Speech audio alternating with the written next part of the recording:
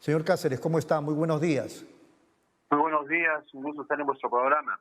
Bueno, otra vez nos convoca el tema de los medicamentos, pero es un contexto distinto porque antes cuando conversábamos con usted era relacionado al precio de los medicamentos en las farmacias, las cadenas de farmacias. Ahora estamos hablando ya de las farmacias, es cierto, pero que están dentro de las clínicas.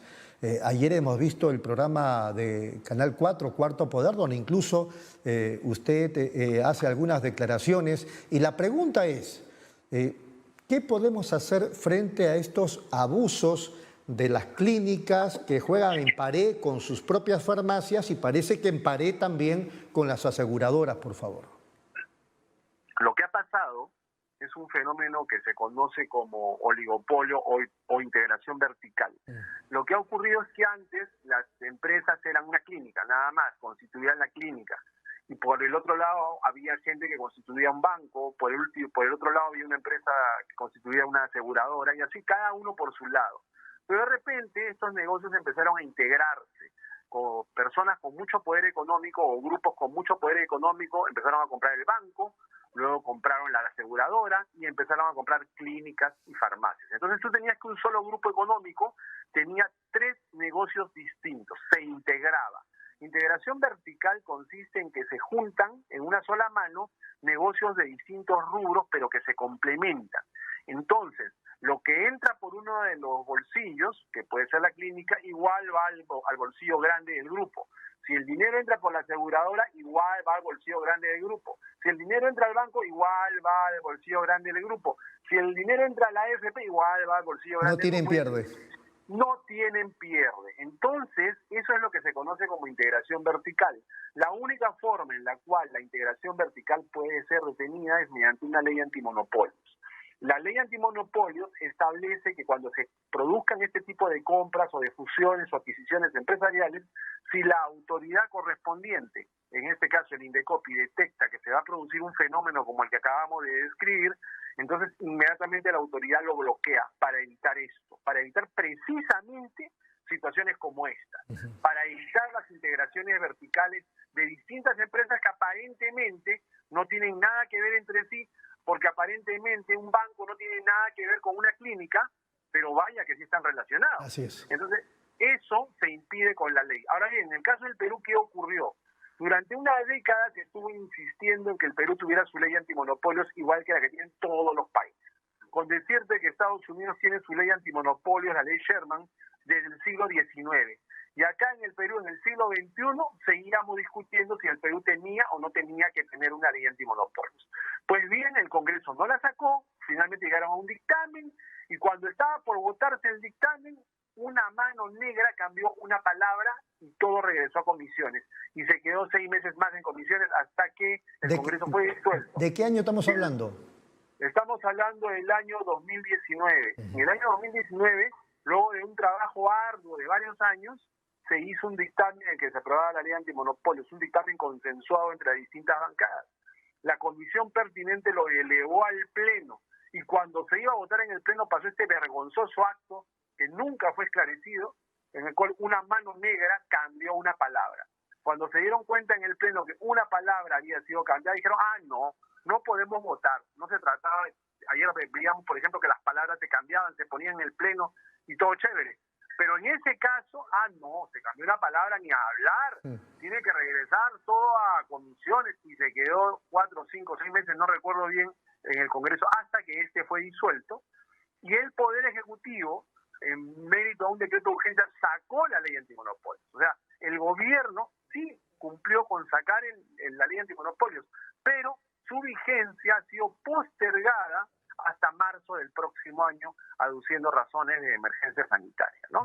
Entonces, en la actualidad, en buen cristiano, el Perú no tiene una ley antimonopolios vigente, sino que vamos a tener que esperar hasta marzo del 2021 para tener la ley antimonopolios. Bueno, en ese contexto, señor Cáceres, ¿qué podemos hacer mientras tanto? ¿Nada? En ese contexto hay varias cosas. Primero, le correspondería a las autoridades, empezando por su salud, verificar si se está suministrando información a los consumidores. Porque el consumidor tiene derecho, por mandato de la ley del Código del Consumidor, a conocer los precios de los medicamentos que se expenden en cualquier establecimiento farmacéutico. Llámese botica, llámese farmacia, llámese local de venta dentro de las clínicas. El consumidor tiene derecho a saber el precio. Porque si a un consumidor le dicen, oye, ven a comprar omeprazol, ¿cuánto vale el omeprazol? 135 soles, y tú sabes perfectamente que ese omeprazol vale un sol, entonces la farmacia, la botica, con mayor razón, se está cobrando un precio tan exagerado en base a una escala de precios que ellos mismos han inventado. Entonces la farmacia tendría que comunicarle eso. O sea, lo primero es que su salud verifique eso. Lo segundo sería revisar por parte de la Superintendencia de Banca y Seguros las pólizas de seguros que tienen los consumidores en relación a esta clase de productos financieros como son los seguros de salud y de vida, para ver si en los contratos o en las pólizas se han insertado cláusulas abusivas que permitan eludir responsabilidades por parte de estos grupos económicos. Lo tercero tendría que ser en relación a los propios consumidores, el tema de que no firmen pólizas y no acepten tratamientos a menos de que cuenten con información referida a los precios de los productos y servicios médicos que van a recibir. Porque si te dicen, por ejemplo, oye, te cuento que en tu seguro odontológico la extracción de muela la valorizamos en 100.000 soles. Tú tienes que decir, momentito, ¿cómo que 100.000 soles?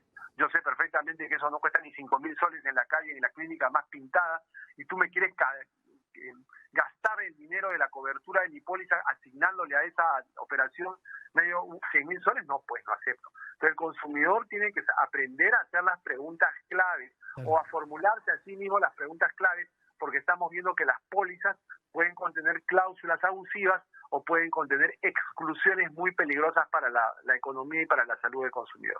Ahora, señor Cáceres, este problema que estamos tratando y que usted lo explica muy bien, no tiene pues meses o 1 o 2 años, esto viene de atrás. Yo me acuerdo que hace 5 años más o menos yo estaba en el Plan Salud de la Ricardo Palma y el problema ya era notorio. Incluso la televisión sacó un informe hace años, pero digo, de un tiempo a esta parte poco se ha hecho contra el tema. Y pues es lamentable, ¿no? Porque tu pregunta es ¿qué podemos hacer los consumidores?